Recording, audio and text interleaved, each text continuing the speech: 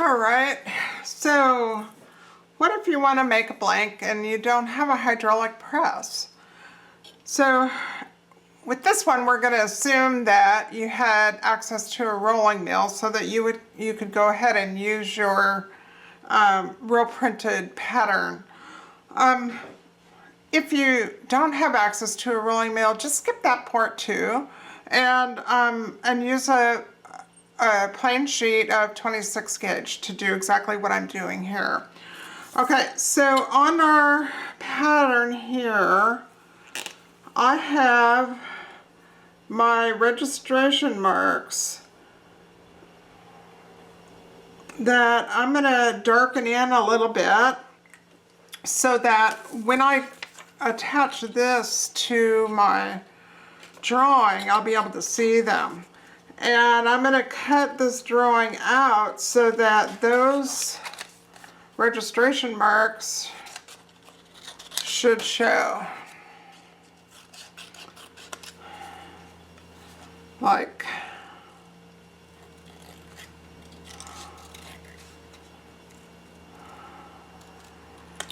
that.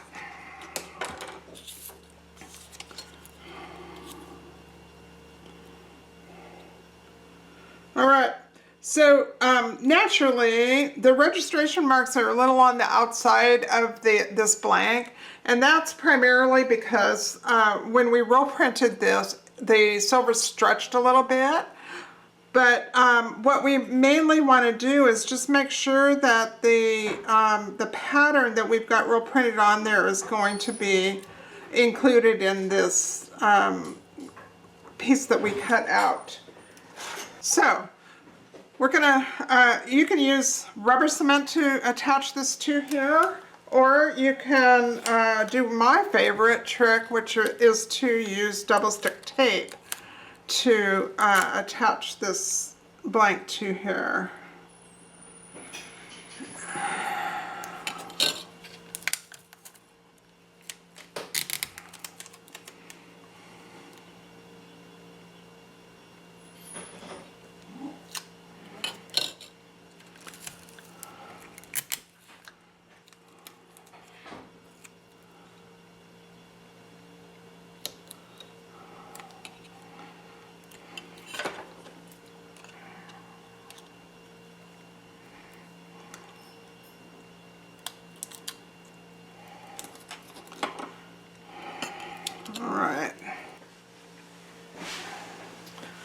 All right, I like using a pair of tweezers to position my drawing, because once you get this stuck down, you're pretty much committed.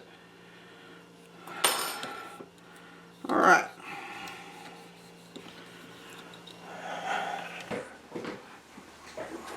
All right, I'm going to use my favorite saw frame. This is my Green Lion, and I'm going to use a little burlap as my lubricant. This is a this is a 6/0 saw blade in here. I like using a pretty small saw blade because I don't like having to clean things up.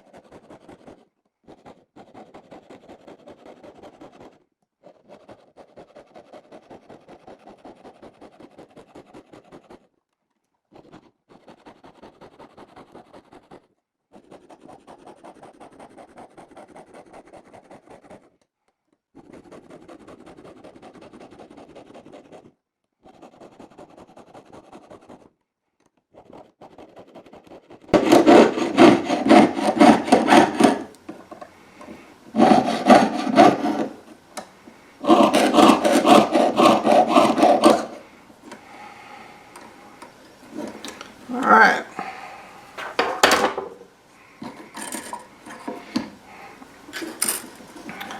So there you have it. And you can see on the back side that I really did follow this line pretty closely. There's a couple of little waves in it. So I'll be getting out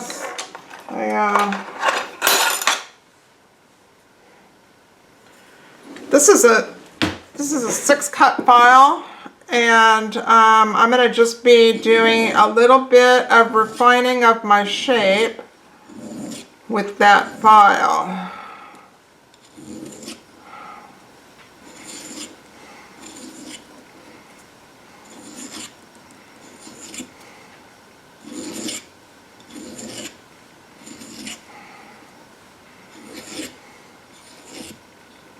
Not going to take much because I've had a lot of practice sawing.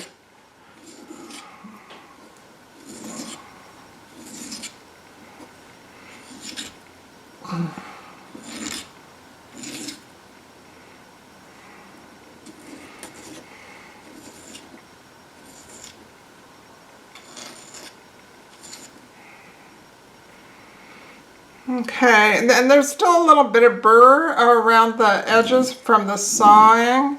So I'm going to just knock those off.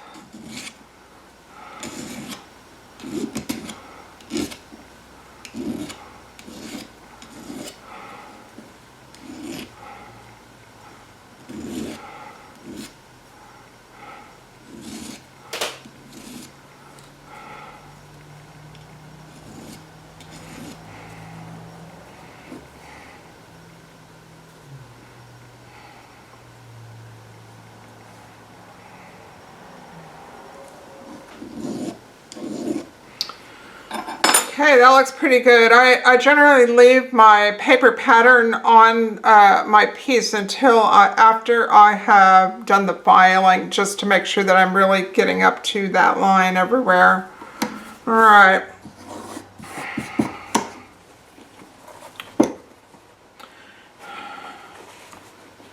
Now I'm going to take the paper pattern off of here.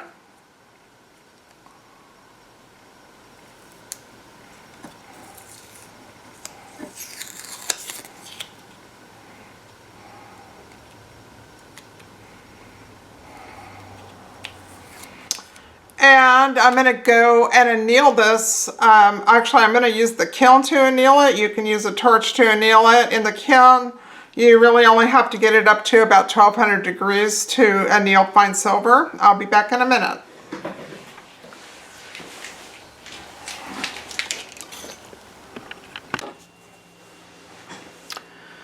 Okay, so now I've got my blank shaped and annealed, and the next thing I want to do is give it a little bit of a dome.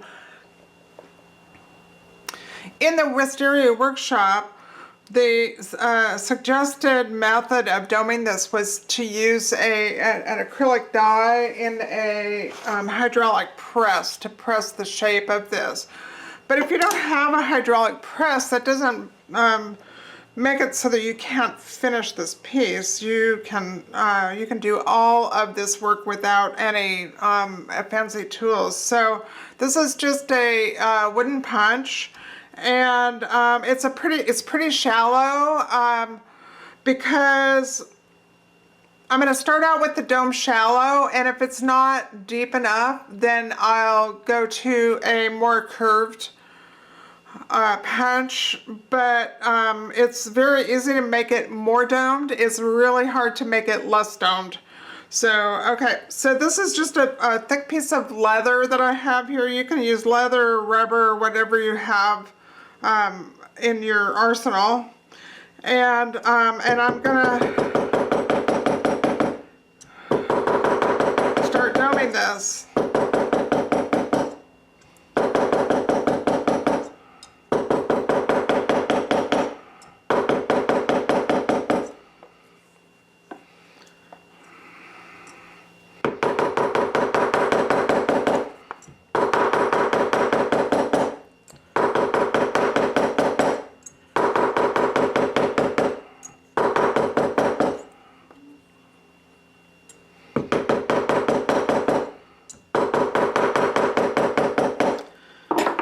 right, as far as I've gotten now, I can see that this isn't going to be quite enough of a dome for me by the time I get done. So I'm going to switch from this punch to this punch. You can see the difference. This one's a little bit deeper of a dome than this one.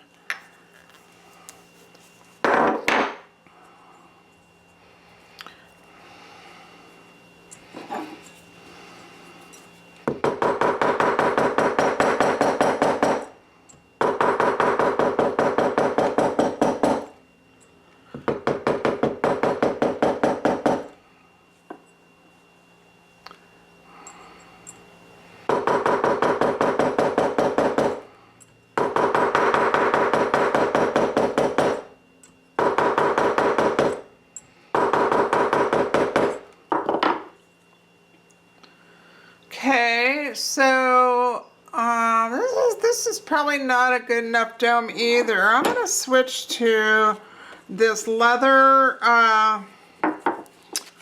What is it? What do they use these for? It's a a leather pad that I've had this for my entire life, but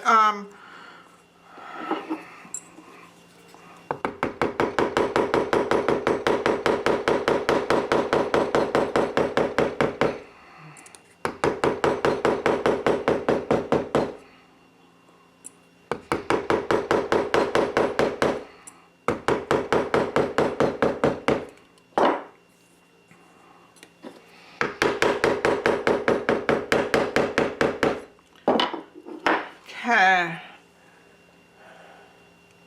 So that's looking a little bit better. Okay, so now you might wonder how we're going to get from this to a blank that we can use, because it is so warped, so out of shape at this point. It's really very easy to change this to the shape that we're going for. What we really want is to have that that dome be a consistent dome with the edges of the piece be all on the same plane, so that when you go to set your piece, it will it'll be sitting flat in the setting. So so that looks great to me. I'd say that was pretty easy, wasn't it? All right, so now you're gonna go and scrub this up with dish soap and dry it thoroughly, and then you're gonna flash it, and then you're gonna put on your base coats. Okay, so that was pretty easy, right? All right.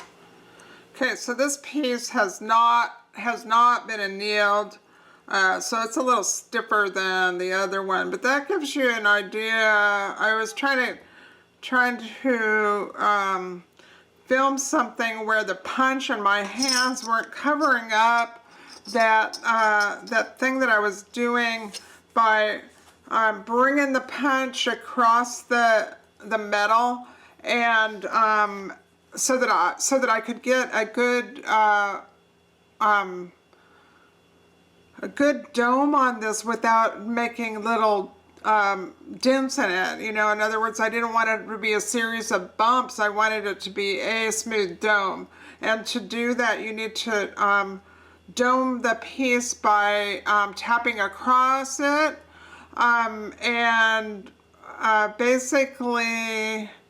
you're basically forging this into shape. Anyway, so I hope that was a better view of this for you.